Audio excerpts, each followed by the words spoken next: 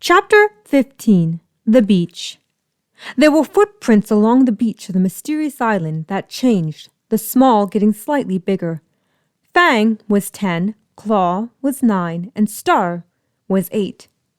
The children took off running, holding boards carved from wood, being taught how to surf by their sky-being parents. "Race you! You can't keep up with me!" "Kids!" came Chomper's voice, the three halting and seeing him sign as well. "Remember, stay within the reef and don't go beyond it." "We won't, Dad." "Don't fret, Father. I'll keep an eye on them." Fang was always the responsible one among them. Ruby walked over and stood by Chomper. "Worried they won't listen?" "Did we ever listen?" Leaning up, she kissed his muzzle. "No." With their parents behind them, they made their way into the water, splashing and laughing. Claw hopped onto his board, Fang passing him and riding the wave. Star lay on her belly and paddled her arms, not wanting to fall off. When all were on, Claw gestured. "Bet you can't stay on longer than me, Fang." "Why must everything be a competition with you?" "Scared you'll lose, oh great Alpha." "I'm not Alpha yet. Besides, there's no competition. I'll always beat you, pray." "Just 'cause you're a predator doesn't mean you're better than me." "Actually, I think it does." "Wait! Wait up! I want to race too!" When they lined up, they waited for their wave, coasting and tilting their weight to keep upright. The water rose, and the three moved under it, moving right before it fell. When they got to a certain point, Fang waved for them to stop. "All right, that's as far as we go. No going beyond the reef, remember? We don't want to get pulled into the beach on the mysterious beyond." "Why not? I've always wanted to visit it." "We can, so long as our parents are with us." "Do you always do what Daddy says?" "Yeah, which was why he trusts me over you." "Well, I'm not scared. I may be prey, but I fear nothing." "Come on, Claw. You've got nothing to prove."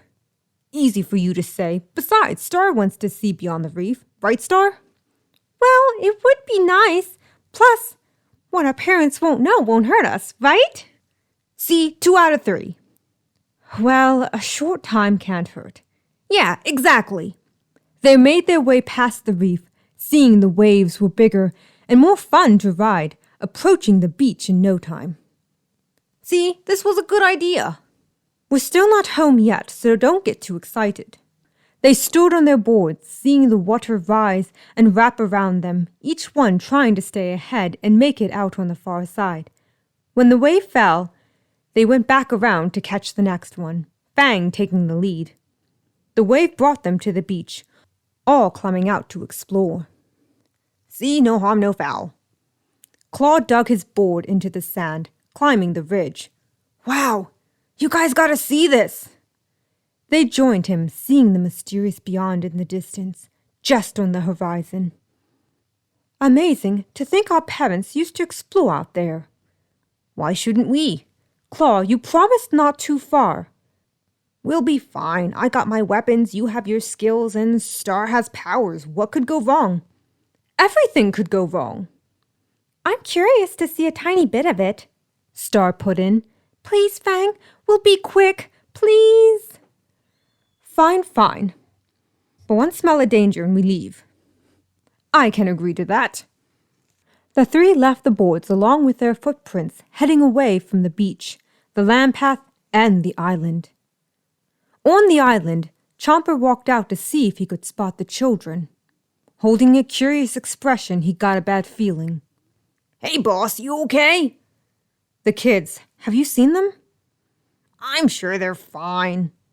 "I don't know. I can't see them on the big water." "You think they're in trouble?" "I don't know. But if they're anything like us at their age, I have reasons to be worried." "Hey, Thud and I can go check out the beach while you and Ruby search the island. They might have come back to another part of the island." "You're right, but we can't be too careful." The three parted ways, Screech and Thud making their way to the land path, while Chomper went to start a search party on the island. Rodney and Trudy went one way, while Ruby and Chomper went the other. At least they know how to defend themselves. Yeah, but I worry nonetheless. As the search party pressed on, in the mysterious beyond, the three enjoyed their time. Fang was still on guard, yet found the new surroundings to be exciting, taking in the new smells. Star ran her hands over a rock, a tree, holding a deep connection to her surroundings. Claw was happy to be out of the watchful eyes of his parents, unfazed and not concerned about a thing. Leaping and running ahead, Claw wasn't paying attention and found himself sinking in a muddy pit. Gah! Now what? Fang saw Claw struggling, knowing right away what he was stuck in. Don't move, Claw, it's sinking sand. Claw froze fast. You gonna tell me how wrong I was? Maybe later, if you survive. Maybe I could use my powers to lift him. Star raised her hand, Fang grimacing. No, you only ever lifted rocks and lifeless items, so don't test it on me. Star sighed. Fine, let's find a vine or stick to yank him out. Star and Fang looked around, leaving Claw alone. Stay put, we'll be back. Like I can do anything else? Star and Fang were cautious, keeping low as Fang sniffed the air. With a sharp eye out, Star's nose wasn't as strong as Fang's, but she was half Sharptooth and could tell the different scents around her. They both froze, raising their heads, only to glance to their feet, the ground vibrating slightly. Earthshake? No, I think we're not alone out here. Fang moved to head back to where Claw was, yanking a vine to pull him out. Arms crossed, Claw sighed and glanced around, noticing the leaves flutter from the trees that moved ever so slightly. Not sure what it was, he scanned the forest, hoping it was Fang and Claw. Then, stepping before him was a Sharptooth, a male who eyed him up. Oh, crap. The Sharptooth licked his lips, approaching him. Before he could try to bite Claw, Fang roared and stood in front of him. From the side, the Sharptooth felt a shove, being sent a few feet away by an unknown force. From the jungle, Star came to join Fang, rubbing the blood away from her dripping nose. A Sharptooth protecting prey. The Sharptooth held a curious look. Tell me, who are your parents? Why should we even waste our time talking to you, especially after you tried to eat our brother? Who are you? I'm Rex. Your mother wouldn't happen to be the Alpha's maid and a fast runner. Yeah, how did you guess?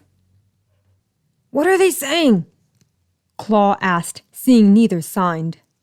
We're bargaining for your life. Oh, that's good to know. All right, you kids need to get home. Fast. Rex used his tail and lifted Claw out. What's happening? What's going on? Come on, we're going home. Star grabbed and took his hand, following Rex. Can we trust him? He didn't eat you, so he earned a little trust. They stayed close to Rex, who led them toward the beach. What made them hurry was the sound of screeching, the brush rustling as they were being followed. With luck, they'd reach the land path and be able to get home to the safety of the island.